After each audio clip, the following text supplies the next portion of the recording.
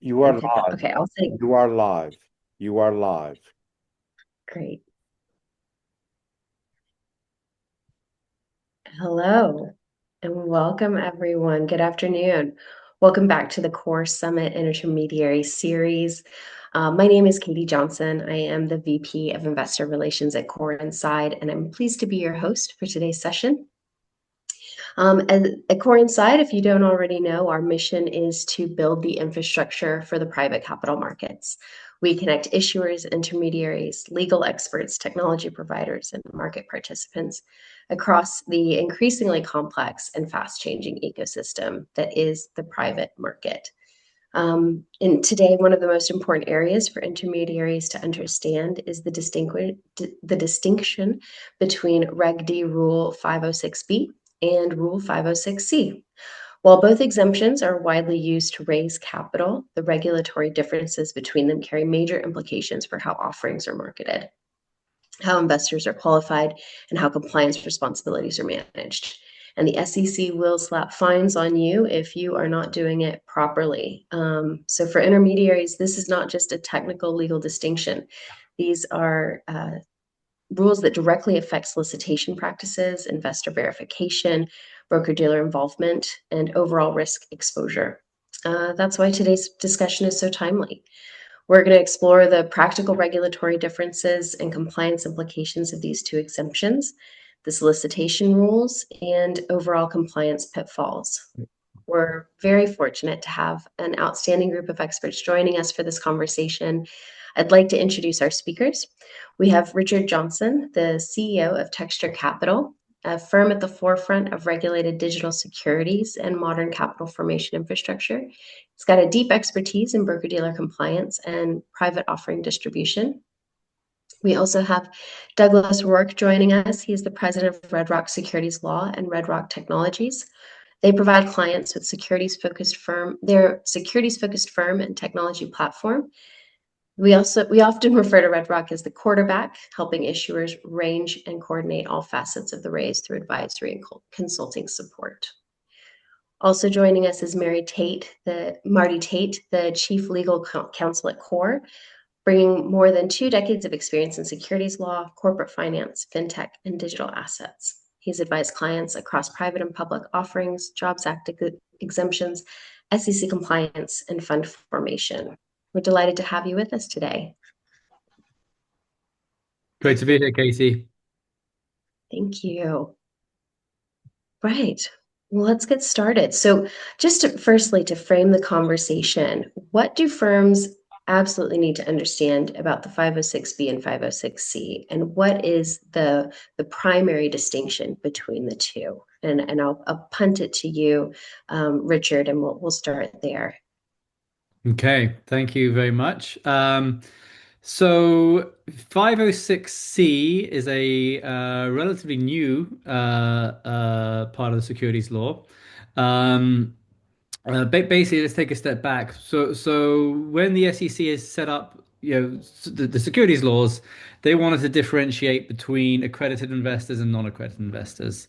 And the assumption is, rightly or wrongly, that only accredited investors, i.e., those who are generally speaking more wealthy than the rest of the population, should be able to invest in private types of securities. For the general retail public, there are registered securities, which are things like public stocks and so forth that trade on NYSE and Nasdaq. So they set up rules for around that. The definition of an accredited investor is someone with a well, actually, there's a fairly there's a fairly the rule is fairly lengthy, but to summarize it, is someone with an annual income of 200,000 for the previous 2 years and with an expectation of earning the same amount going forward, or someone who has a net worth of $1 million. Um, Now, Rule 506B. And the other part is that again, because the SEC is concerned that private investments are more risky, they restricted general marketing of it. So you would not be used to not be able to do any kind of what's called general solicitation, or what most people call marketing of the offering. It used to have to be you would just speak to your network. You'd work with friends and family, perhaps other types of broker-dealer networks and so forth to identify investors. So the SEC changed that when they came out with Rule 506C, which is part of the Jobs Act, and allowed a couple of things. They allowed, number one, general solicitation. So the idea was they wanted to make it easier for companies to raise capital. That's why it's called it. So the Jobs Act was Jumpstart our Business Startups Act. And one way to make, which came out of the financial crisis, trying to restart the economy. And one way to improve capital raising would be to help people, to enable firms to do more direct marketing and go out, do an email campaign, do TV ads even, and so forth. So they wanted to let people do that. So that was the kind of the give, but in the return, they made a requirement that the issuer or the broker-dealer in our case would need to get a positive affirmation that the investor actually was an accredited investor. Previously, it was only sufficient for the investor to fill out a form and sign it and say, yes, I'm an accredited investor. Trust me. Here you go. Here's my money.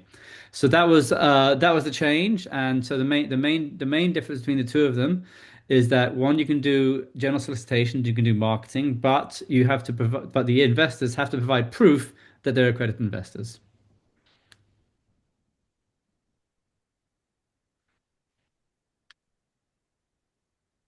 And so, sorry. Um, and so where do you see the most confusion in the market today then when creating this distinction? Is that Um, Maybe Doug, you take that one. yeah? Well, and I'll just say too. I mean, Richard obviously gave a great dissertation on those differences, and it is funny because up until the Jobs Act, these rules were based in the 1980s. I mean, so none of the rules that applied to these types of offerings had caught up at all to the dawn of the internet and the ability to take an offering out and promote it. And so the Jobs Act obviously was a massive change.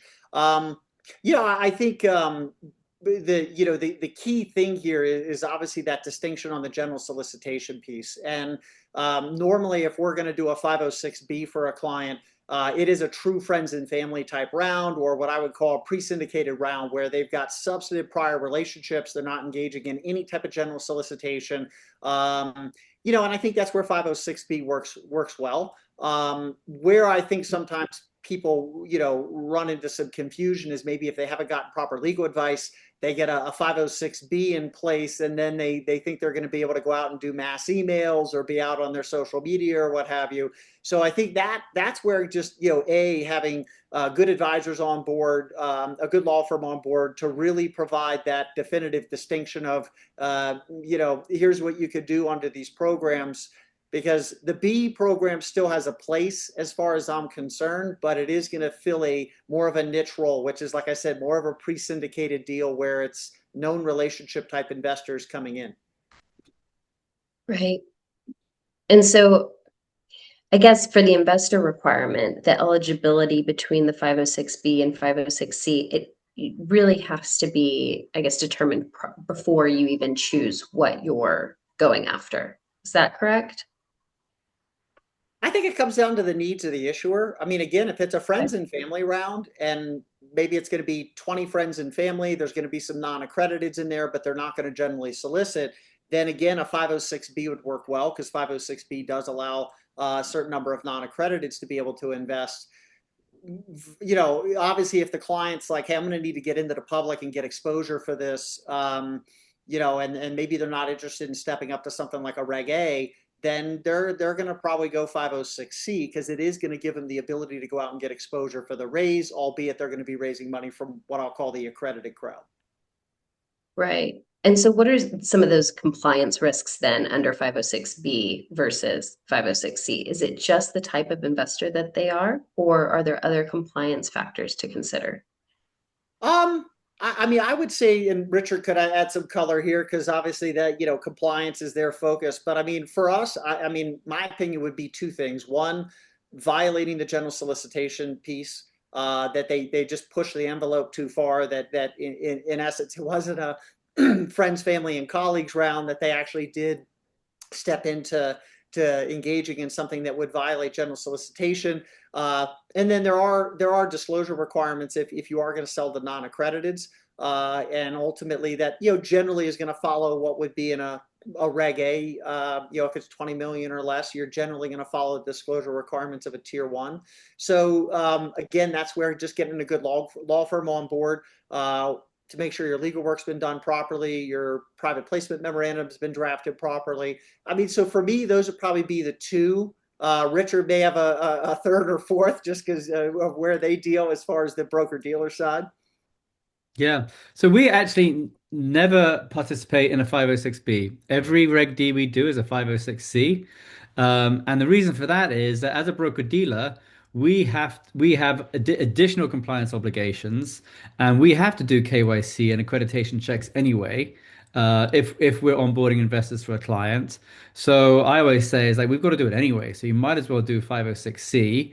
We'll take care of it for you, and then you can go out and do general solicitation. That makes sense. And so I guess having the plan beforehand, can you, if you're in the middle of a fundraise, can you change the direction? Like if you realize, okay, we went after the 506B, we thought this was a friends and family round, we need to go out to the broader market. Can you change mid-round or how does that work? Yeah. Little bit easier to go B to C than C to B. Let's just say that. So, here's the thing too. I think if we've got a client that says, Doug, I want to be able to raise money from everybody. I want to raise money from the entire crowd, accredited and non-accredited, but I am going to need to go get exposure. There's options for that. There's Reg CF, there's Reg A. So there are options that would allow them to put that offering into the public domain as far as exposure and raise money from the entire crowd. So that's why I also look at 506B, and it really does truly should be a friends and family round with very strict gating on how that is occurring as far as the presentation of the offering materials and what have you. Because if you do want to go get exposure and you want to raise money from the entire crowd, well, great. There's options to be able to do that and do it in a proper, compliant manner. Hmm. Right. Yeah. But anything to add to that, Richard?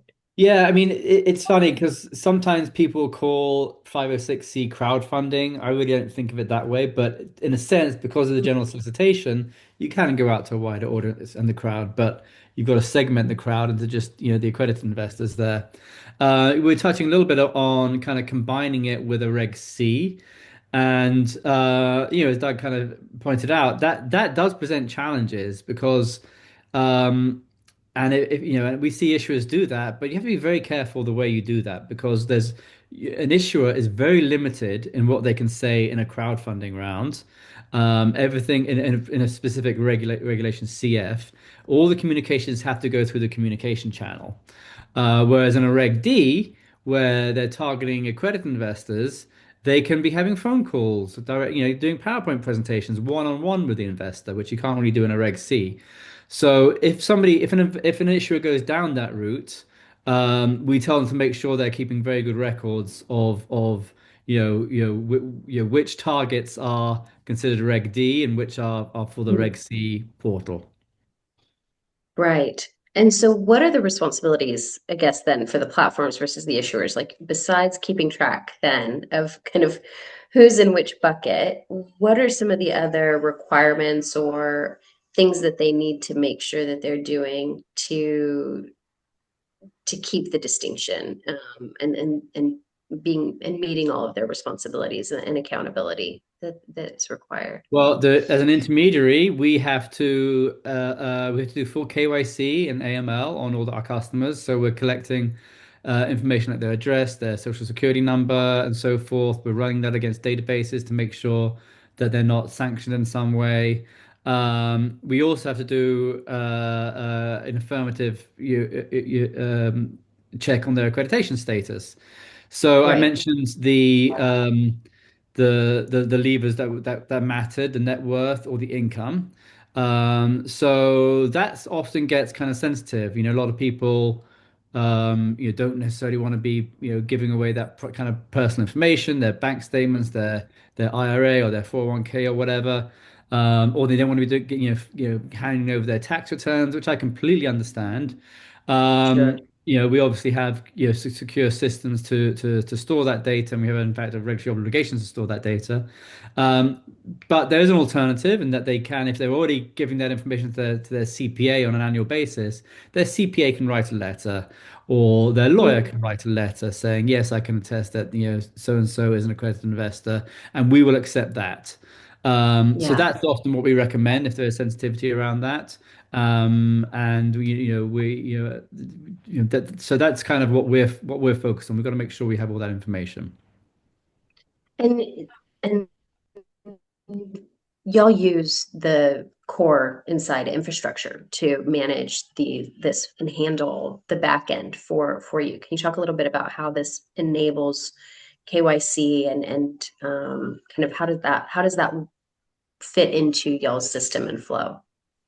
Yeah, so Core provides some fantastic software for capital raising, and in fact, we all three of us here work together really well on that. So, Doug's firm does puts all the documentation together, the PPM or the Form C or whatever it is. His Red Rock Technologies company often builds a website which is branded towards the customer and has information about the offering.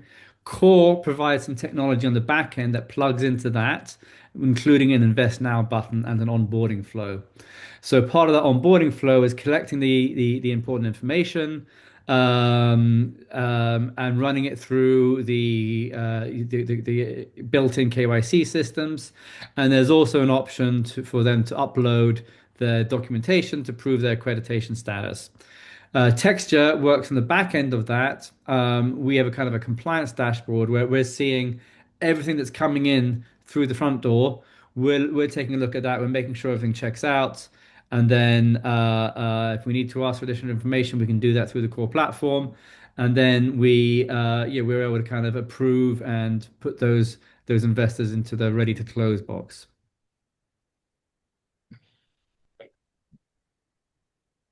That's great. And for Douglas, how do you guys I guess support the issuers directly? Like when a client comes to you and wants to do one of these raises, what's the process? How does that work?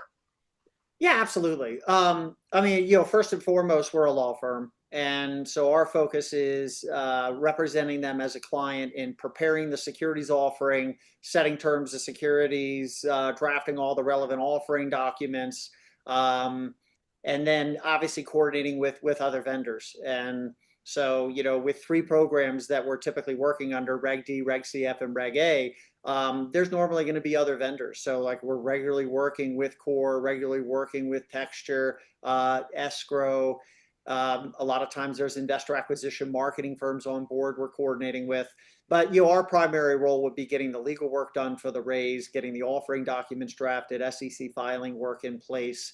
And so really backstopping the client there. And then, ultimately, then we do, have our technology arm. We'll build the raise portal. We'll get the core invest integrations and get all that stuff done. And then it's just a coordinated effort then between legal and tech getting done. But our primary role is the legal side, getting the legal work done to prepare that securities offering so they're launching it in a compliant manner. Right. And for both of y'all, are there particular industries or verticals that you focus on most with your clients in terms of fundraising, like technology or healthcare or consumer products? Or are y'all both pretty well agnostic We don't have to a the industry specific you focus, work no. in? Sorry, I'd say say that we're again, Richard. I said we do not have a specific focus on segments, no. Okay. Yeah, I'd say we're And fairly agnostic. I mean, we do a lot of real estate work. Obviously, real estate, you got syndicators always raising money for acquisitions and real estate developers raising money for projects. So we definitely, do a lot of real estate work, do a lot of energy work, but we also do a lot of work in manufacturing tech. We're doing a lot of AI deals now. So we operate across a pretty broad spectrum of industries. Great. And so for going kind of back to the distinctions between 506B and 506C, so how does the marketing differ? When we go out and we start marketing, what are the rules there? Where are the limitations? There's a huge difference. There's really no marketing in a 506B. And Okay. there's as much as you kind of want in a 506C. I'd say Okay. things to look out for on the 506C center. What we're concerned with when we work with clients is we have obligations around FINRA Rule 2210, which is communications with the public. That's a broker-dealer regulation. So if we're doing marketing on behalf of the issuer, we need to follow that rule. And it's fairly well defined, although also at times ambiguous. So, for example, you can't make any exaggerated statements. You have to make sure you're also disclosing the potential risks as well as the potential benefits. And we also have an approval process that we need to go through on our end.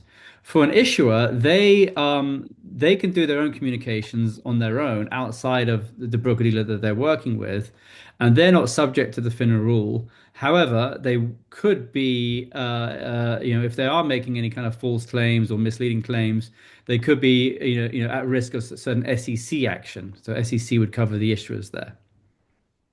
Okay. Um, I don't, you know, I don't know if you want to talk about there's also kind of a testing the waters. I know you've worked with some clients on that as well, where issuers can go out, testing the waters essentially before they would engage in an offering. They can go out and see if there's any kind of interest out there, like, you know, kind of saying, if we were to raise money, would you be interested? Kind of a question. Yeah, I mean, there Right. is. Yeah, go ahead, Katie. I'm You know, sorry. go ahead, Douglas.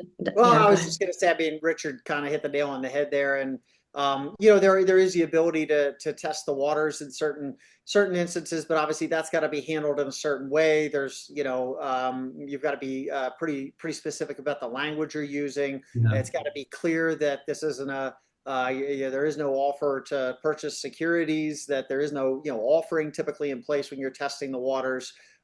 So that is something that we can obviously always provide legal guidance to the client on. And then if they are going to launch a testing the waters website to maybe solicit indications of interest, then obviously that's all that is content that we can work through as far as the legality of that content.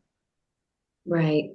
And we've got one of the questions that from the audience that John has asked. The SEC gives a broad definition of pre-existing relationships. How do you recommend clients navigate this, especially like friend of a friend or, a referral kind of within the network that you already have? Turn that Richard? over I think to the that's, I lawyers think or share some examples as to what's gone on in the industry. How would you like to hand that over to Marty? Well, I guess just how does Yeah. the SEC recognize the friend of a friend or the broader network of your network? Where does that fall between 506B and 506C? And Peter, Marty, thank you. Welcome. Yeah, Thank you for sorry. joining us. I Peter is our Chief Revenue Officer and Marty Tate is our Chief Legal Officer. sorry, Happy to have you for guys. whatever reason, I was having major complications. Oscar was not happy with me, so That's I found a back way You're here in. now. So You're how about here that? now. So it's twofold though. It's a pre-existing and it's a substantive relationship. It can't just be, hey, we know somebody or it's a friend of a friend. So the key there is having that pre-existing relationship, and there has to be something more than like we know who you are. So that's why people will go through these steps of we'll email, we'll do a phone call, we will, do a follow-up email, we'll do a follow-up phone call to try to create that relationship so that it's more than just like, hey, we knew the name. Those are steps that we've seen people take. And one thing, and Can maybe you do it before? So can you be building your friends and family network prior to a raise, right? So if let's say you're a startup or even a kind of a middle stage growth company, where you're networking, you're meeting people, you're bringing people into your circle of influence, you're regularly updating them with the intention in mind that you've got a 506B coming up. Would that be okay? That's not only okay, that's what you should be doing, because it has to be pre-existing before the raise starts. So Okay. there was some debate that we had years ago about what is pre-existing. Does it mean before they actually see the raise, before they're aware of it? And technically it should be pre-existing before you start the 506B. So um, if you have started selling and then you start having this relationship, that's not pre-existing. Yeah. I would argue it's not worth it. The friend of a friend is not a pre-existing relationship. Just do a 506C. That's Yeah, our position. if I may just weigh in, just from a tech perspective, one of the things that we've seen and experienced is audits, and somebody wants to do some tracking after the fact. And if companies aren't aware that the SEC does audits out there, I mean, there's been lots of companies, unfortunately, that not through ill intent, for example, but misinterpreting things, and to the point of tracking an individual investor to say, "Hey, how did you know this? We noticed that this individual investor had no, earlier correspondence with you. Can you prove this?" So all of these things become really, really critical when it comes to um, avoid the gray. To Richard's point, you're doing a 506C, you can be covered on that. A 506B is ideally suited for many different organizations. But if you can't guarantee that pre-existing relationship, I think in 2020, just recently, three firms were fined, and they were fined quite significantly because of those pre-existing relationships where we're not as pre-existing as maybe they should have been. It might have been, hey, I brought in my buddy Bob, and buddy Bob didn't really have a relationship. So to the point of the 506C, it covers all of that. I can do general solicitation. I can reach out to the public.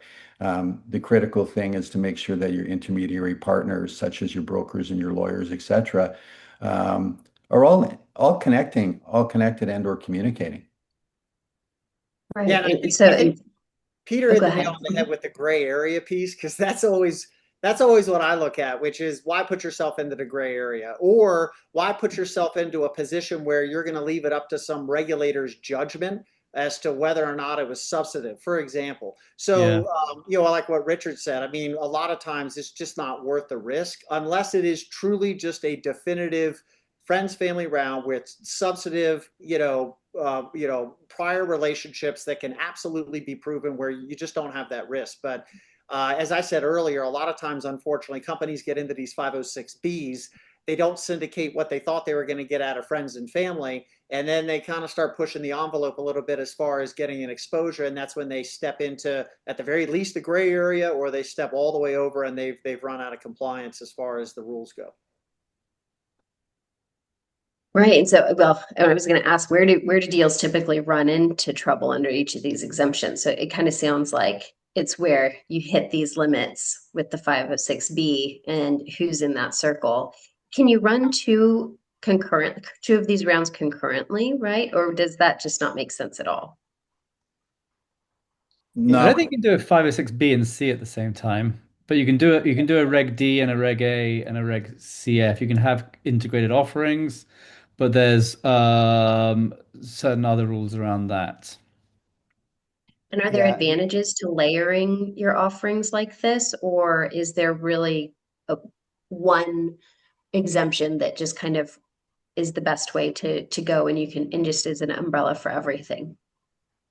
Well, sometimes I'll give you a great example. So sometimes you might have a company that launches a Reg A, and that Reg A captures the attention of a family office. And the family office ends up deciding they want to invest, but they're going to invest a significant amount. They want different type of security, for example, where then maybe you run that through a Reg D. So there are situations where there may be a Reg A, for example, that's active, where then you've got an institutional investor that comes through, but they don't come through the Reg A. They're coming through essentially a custom built Reg D to accommodate that investment. Mhm. Okay. That makes sense. And so, Yeah, you can't oh, do a 506B and a 506C simultaneously. The other exemptions you can. okay. Okay. So that makes sense. And sometimes when you say layering, sometimes people will do like, we'll start with like a Reg CF and maybe also do a 506C, which, that's complicated, but for like the reasons Doug said, maybe they're trying to capture a different type of investor. Maybe it's slightly different terms, but the key is like if you're doing that sort of general solicitation, it's going to be assumed that everybody that knows about the offering heard about it through whatever solicitation you made. So it's not possible that, even if you said, okay, we start with a Reg CF and then somebody says, well, we have a few small investors that want to come in on the side or other, not through the Reg CF, and those would need to be fully accredited investors to come in under 506C because they would just be assumed that they came in through that they learned about it through the general solicitation of the CF. And some people will start with the CF and then they'll kind of close that down and they'll get some sort of initial capital and then move to a Reg A. So that sort of layering can take place, but you don't really ever see like an overlap of those. No, It, I mean, it doesn't make sense. I have seen the scenarios where there is a Reg CF and a Reg D, and perhaps the Reg CF is only raising 1.2 million or something, and they really want to manage that cap. And whenever there's if there are so an accredited investor can invest in a Reg CF as well. But if they're accredited, the issuer may want them to invest through the Reg D offering and leave room in the Reg CF for the retail investors. You mentioned the word accredited. Sorry, Katie, I'm jumping in here. A Yeah, quick go for question. it. Because 2025 had a huge, significant change on a 506C. And from an attestation perspective, we have to manage attestation. So from the tech side of it, we're trying to work with the brokers and assist with making sure that that data is captured in an attestation for an accredited investor. It could be proof of income. It has to be a letter from my lawyer. It's a third-party validator. And that was for all, and remains for all accredited investors. But the SEC came out with a new rule that if you invest $250,000, it's far less onerous for that attestation for an accredited investor. So if we think of it this way, if it's easier for that investor not to pause an online investment, for example, because that's where if you're doing general solicitation to accredited investors online, and they don't have to go looking for documentation, if they're investing over $250,000, it's deemed a reasonable effort that for the broker dealer that might be doing that and the issuer that you're an accredited individual. So there's been no action letters just recently released on this, and I'll defer to the lawyers on this because I'm reading the articles on that. So it's basically the 506C for larger investors. It became easier and easier for them to make their investment online. And if you can cast a broader net to accredited investors out there through general solicitation, and it's actually less friction. There's less friction for them to provide their information and their credentials to as an accredited investor to make that investment. That's a big change from the SEC. That's a big change for this year. So we're seeing lots of companies that are doing 506Cs and they're making decisions on, is my minimum a little bit higher or is it a little bit lower? Is there an easy flow of information online that can monitor that? I invested 50,000. I've got to give you more information than if I invest 250,000 in the same offering. So that's just a significant change, and I think it's going to bode well for 506Cs going forward. It's just make it easier for all the participants, the investor and the broker dealer community. Yeah, that's interesting. And I guess so then why would a broker dealer, and this maybe is for you, Richard, why would a broker dealer, I guess, and you said you only do Reg Cs, but why would, I guess, legal teams or broker dealers ever recommend 506B over a 506C if a 506C kind of captures both groups? What's the fear with the C's over the B's? There's no fear. I would always recommend a C over a B. Always. Okay. Yeah. Yeah, And then, fundamentally, if you've got family and friends and you're doing a single raise and say, I'm going to raise X amount of dollars, and I know who my investors are, that's where a 506B could fit. Yeah. But yeah, you're right. But we take a broker dealer wouldn't be involved in that transaction at that point. Correct. You're doing it around the dining room table. Yeah. right. And so, what are some of the things that an issuer has to do prior to either of these fundraisers to prepare for the requirements that both will have? I would say number one, certainly get good legal advice, and I would even say too, it would even drive before deciding between the two. There's obviously other programs that might be a better fit. I mentioned earlier, you get some of these people that go into 506B because it allows non-accrediteds, but then they push the limit on solicitation, they end up in trouble. Whereas there's options now that would allow them to generally solicit and raise money from the entire public, Reg CF and Reg A. So I would say, step one is get some good legal advice first and foremost on what program's probably going to be the good, a solid fit for what your needs are. As Richard said, if it's, 6 friends and families sitting around a dining room table, that's one thing versus, hey, we do actually need to go out into the public and get some exposure to raise the money. Because I do think I just feel like there's a lot of issuers that don't get good advice and they end up in a program that then limits them and really isn't suiting their needs as far as what they need to be successful with the raise. Yeah, I think that's exactly right. I don't think any of us here, if we work with an issuer, would make those types of mistakes because they'll get good advice. But what you could see is an issuer thinking, oh, I've got the friends and family, I can just do this. I can do a five, or they think they can do a 506B. They've seen the form. Oh, the investor just needs to check these boxes, but at the same time they're doing marketing. So that's when, well, wait a minute, if they're doing general solicitation, that changes it. And they should have been, doing the 506C. So they got to be careful. Even if it's a small startup and maybe they're doing this small round, but they go to a conference and they're talking on a panel about it, and they say something that could be considered general solicitation, and then that brings the whole raise into view there. Right.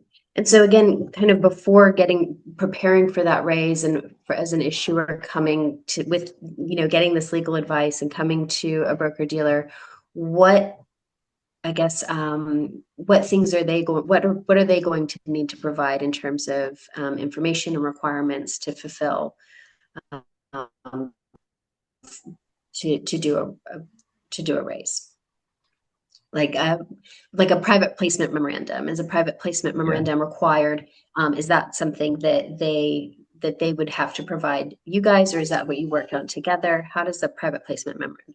Yeah, I mean, I'd say the issuer, they should focus on the pitch deck, what they want to say, work on kind of their business model and so forth, putting the data room together, and then Doug's company, Red, or they'll help them put together a PPM, and we'll help them go to market with the offering and make sure everyone's complying with we would suggest 506C, and keeping it all on the straight and narrow that way. Yeah, and I think from an efficiency standpoint, I mean, when people come into this process, they should have some, detailed information about the business. And if we're using an example of an operating business, it's a software company, for example, but history of the business, current infrastructure, forward plans, cap table, management team, governance docs, use of proceeds for the offering, any kind of material agreements, partnerships. But coming in with a good data set is always helpful, because it just makes our job a little bit easier.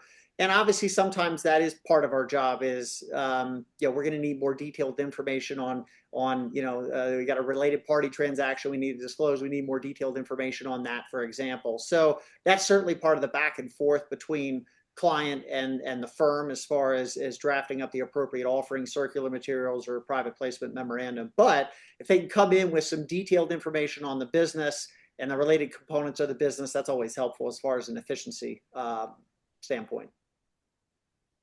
And are there any responsibilities or kind of legal requirements throughout the raise that the issuers are responsible for, or is that all going to be handled by the legal team or the broker dealer? Well, Generally, yeah, but for example, 506C, I mean, as Richard said, you know, that there is they've got to provide verification of accredited status. So again, I think that's where it's, you know, number one, having a broker dealer on board is, you know, it's a requirement in the CF. It's essentially one in a Reg A. I mean, it's technically not required, but you're rarely going to find an issuer executing a Reg A without a broker dealer record on board. And, you know, in Reg Ds, it can absolutely be a big benefit as well. And I think that's where the tech comes in as well, because the tech now, you know, a course platform is essentially going to be managing these processes. It's going to be soliciting and archiving the verifications. So I think that piece has gotten a lot easier. Not that it's completely offloaded responsibilities off the issuer as far as that goes, but especially on the tech side's made a big difference as far as managing a lot of that properly and then archiving all that information. the other thing that they would have to be aware of, just as sort of ongoing compliance, is just that your Reg D filings and your blue sky filings, that, you know, sometimes the issuer handles that themselves, sometimes they work with counsel on that, but that's a, you know, an ongoing responsibility as well. Okay. And are there any other responsibilities, I guess, post-transaction or things as money is coming in? How is that handled? What are the issuers responsible for there? If we're talking 506B and 506C, I mean, you'll have a final Form D that goes in. From there, you're mainly looking at what I'll call best practice. You know, you're obviously going to be managing investor relations. You're going to have some best practices there as far as keeping your investors updated. That's, I think, a benefit of the Reg Ds is that they're pretty straightforward as far as your interaction with the SEC. It's not like a Reg A where you've got a Form 1 SA and a Form 1K and you got to run audited financials and what have you. So yeah. So I mean, for the most part, your final Form Ds going in, as Marty mentioned, you're going to have some state blue sky filings, obviously making sure those have all gotten in appropriately as well. That makes sense. We have a few other questions here. So Todd's asking about the messy 506C cap table, right? It scares off VC's concern. Is this a concern? Is there a legacy bias? How does it actually play out when as companies, you know, move up the value chain in terms of investors? How does this play out with cap table management and transitioning from accredited investors, angels, and then into more institutional rounds? I think you see that sort of messy cap table issue come up more in like a Reg CF, where they might go out and get you know, hundreds or, you know, some large number of non-accredited investors. And so one of the ways that they've dealt with this and through an amendment is you can now put those investors into an SPV that can then turn around and invest in there. So it's just one item on the cap table. So that's one way to deal with it. I know that in a Reg CF, you can use an SPV, or sorry, Reg C 506 C, you know, there's companies out there that provide these sort of investment SPVs to invest in that as well. So that's a possibility.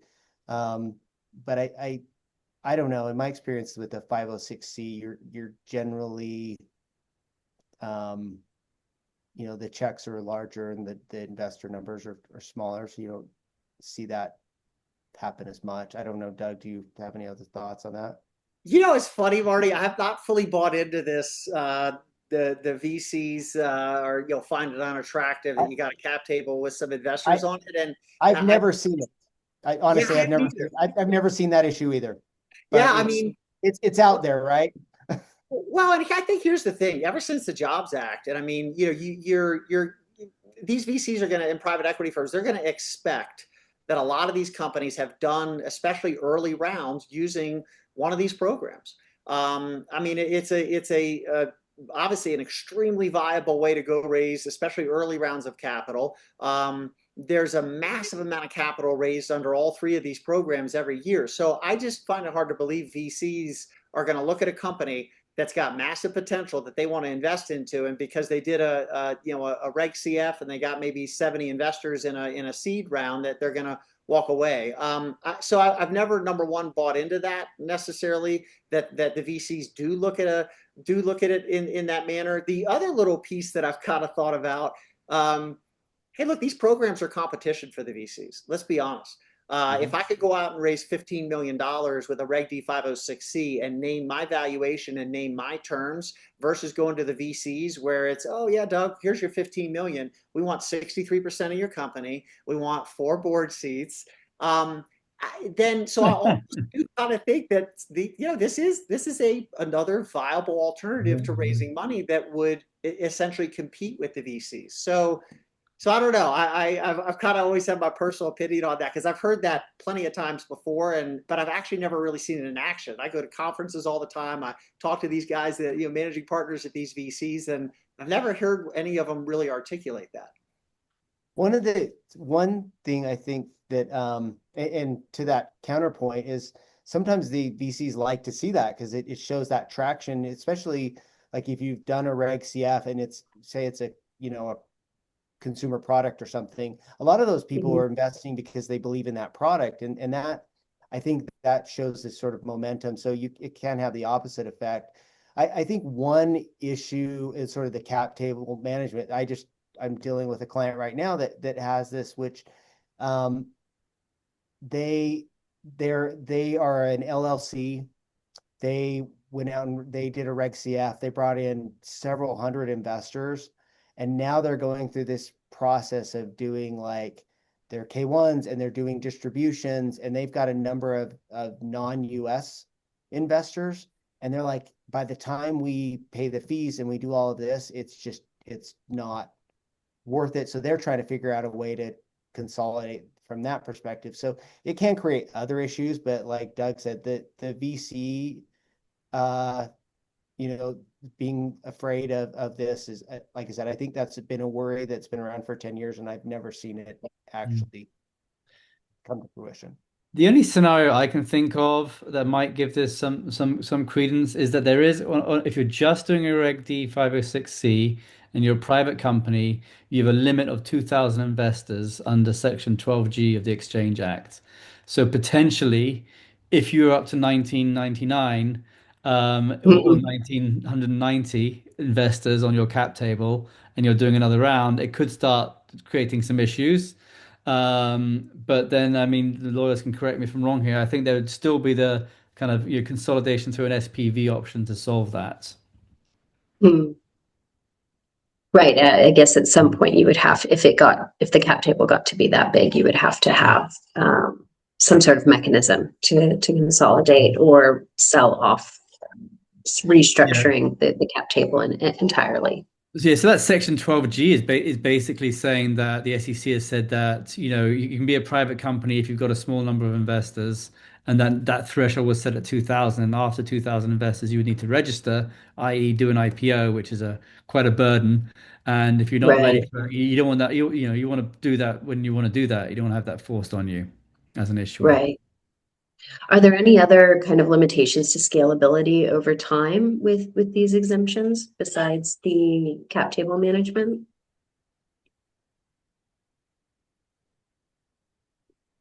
Not really. I mean, it's funny because I've dealt with a lot of clients where they were sitting in a position where they could have gone and gotten VC capital. I mean, they were positioned for it.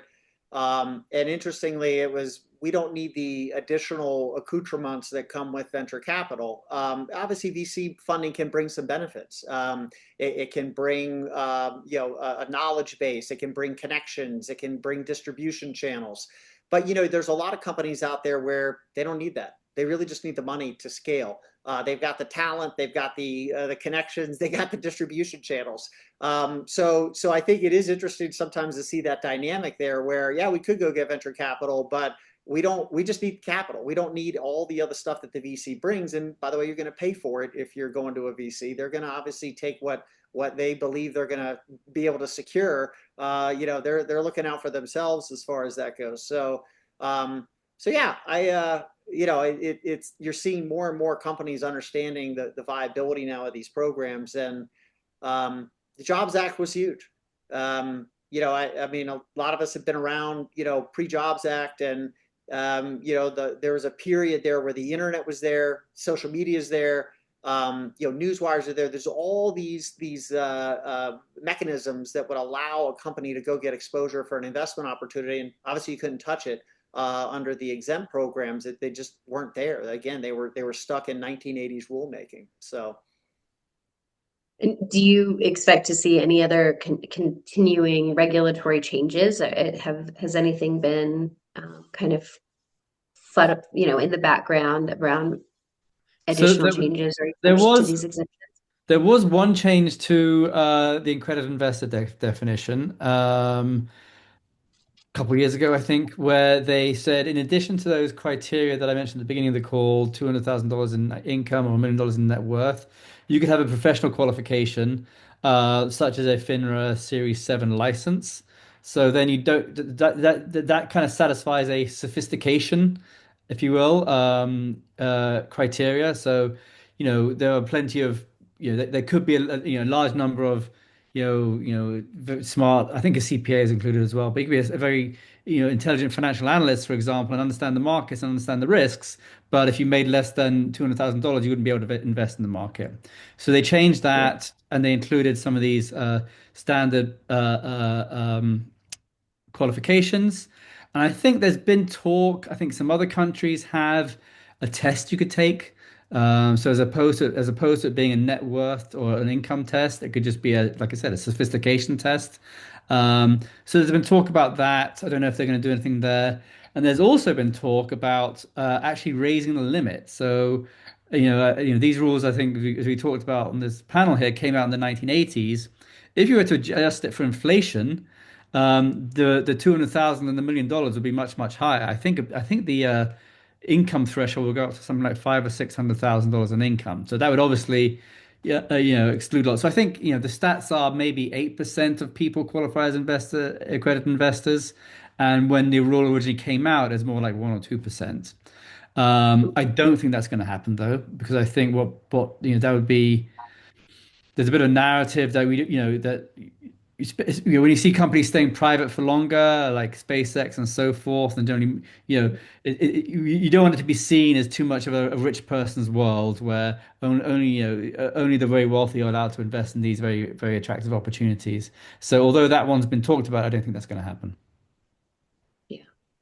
That's funny. The only change that I really want to see, and it's not related to Reg D. I want to see that Reg A Tier 2 limit go up to 150 million or even higher. In my opinion, and the SEC benefits from that. It is a more regulated offering. They get an opportunity to qualify the offering. Why not go ahead and open it up and broaden the ability for example, real estate funds and energy funds to be able to come in and raise more money annually under it. So that's the change I would like to see. And it is interesting what Richard brought up, the fact that these definitions are, they're older. And there's also the argument that could be made that income and net worth don't necessarily mean you're going to be a knowledgeable, sophisticated investor. And that's always been an argument that's been made that I get it. There's got to be some type of standard, but you could have income and net worth and maybe not really have much knowledge regarding investing. So yeah, it's like I said, I'd like to see the Reg A Tier 2 limit go up though. That's my biggie that I'd like to see get done. Yeah. We're coming up on time. Just as a final question, so what should everyone kind of take away? What should every intermediary really understand about 506B versus 506C to just avoid the risks? What's the final kind of takeaway that you guys would have? I think Richard nailed it, which is just to avoid the risk, avoid the 506B. Like, I think that it's just not, it's not worth it. Like you said, that's the friends and family, people that you know close. I think that's what you use that for. I think it's really complicated to do, but that would be my take. I agree with that. I mean, That's like I said, mine. I've just seen so many stories where people start down the path of a B and then they don't raise as much money as they thought they were going to from friends and family. And now they start pushing the limits. I think the other thing would just be, look, there's lots of options now that are available. And so, get access to, to a Richard Johnson, a Marty Tate, a Doug Ruark, but get access to firms and people that can show you what those options look like. There's no need to push the envelope these days. There's plenty of options to be able to accomplish what you want to accomplish. And if that is generally solicit and be able to raise money from the entire accredited and non-accredited public, there's options for that now. So that would be my advice is, go learn what the options are and see what those options entail. And that way you've got the lay of the land as far as what's going to fit your company the best. Yeah, that makes sense. Well, thank you so much, everyone, today for such an interesting discussion around this. It seems like a trivial distinction, 506B versus 506C, but it really has major implications for the issuer and the intermediaries working within it. And I think it's clear that the difference is more than just a legal technicality, right? It really shapes how the offerings are structured, how investors are engaged. And it's, I think we're, coming to a point where risk managing that risk and throughout the capital raise process is a really important piece for issuers and intermediaries to understand. So thank you very much today for your experience and expertise and sharing that with us. Thanks, Katie. Thanks, guys. Thank you.